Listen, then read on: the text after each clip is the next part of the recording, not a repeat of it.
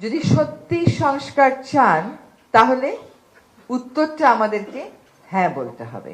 আমরা সামনে 12ই ফেব্রুয়ারিতে ভোট দেব। আমরা কিন্তু এবার দুটো ভোট দেব। একটা ভোট হচ্ছে আমি আর কোন প্রার্থীকে আমার সংসদ সদস্য হিসেবে দেখতে চাই।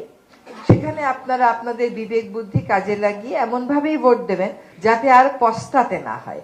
আমরাই ভোট দিই, আমরাই আবার বলি নেতারা ভালো না, এটা হইতে পারবে না। আমরা ভালো নেতা দেখে যেন ভোট দেই।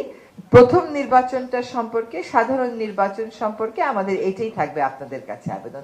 ওই একই দিনে যে দ্বিতীয় ভোটটা দেবেন সেটা হচ্ছে গণভোট। এটা হচ্ছে বাংলাদেশের ক্ষমতার যে ভারটা আছে সেই ভারটাকে শাসক গোষ্ঠীর থেকে জনগণের দিকে বাঁক খাওয়ানোর একটা সিদ্ধান্তের সময়। এই গণভোটে অবশ্যই সকলে অংশ নেবেন এবং যদি সত্যি সংস্কার চান তাহলে উত্তরটা আমাদেরকে হ্যাঁ বলতে হবে।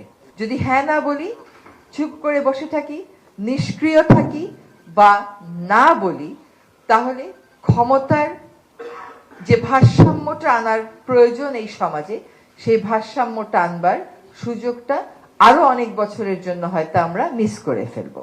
কাজেই যে সংস্কারগুলোর প্রস্তাবনা করা হয়েছে নিজেরা পড়বেন, বুঝবেন। এগুলোর ব্যাপারে কিন্তু সরকারের পক্ষ থেকে অনেক প্রচারণা, অনেক ব্যাখ্যামূলক নোট প্রস্তুত করে আপনাদেরকে দেয়া হচ্ছে।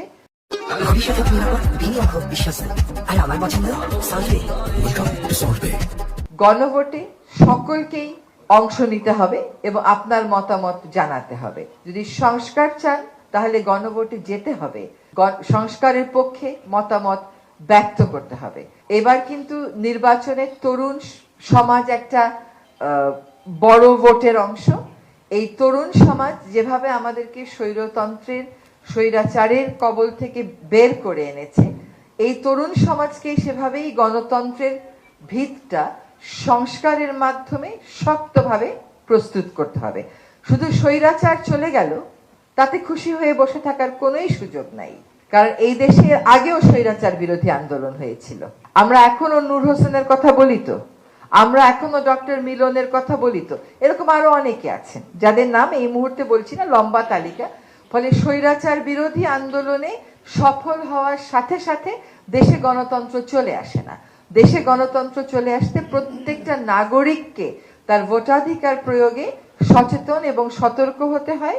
আপনাদের ভালো বুঝে আপনারা সাধারণ নির্বাচনে ভোট দেবেন, আর গণভোটে সংস্কারের যে প্রস্তাবনাগুলো আছে যদি সত্যি ক্ষমতার ভর শাসক গোষ্ঠীর কাছ থেকে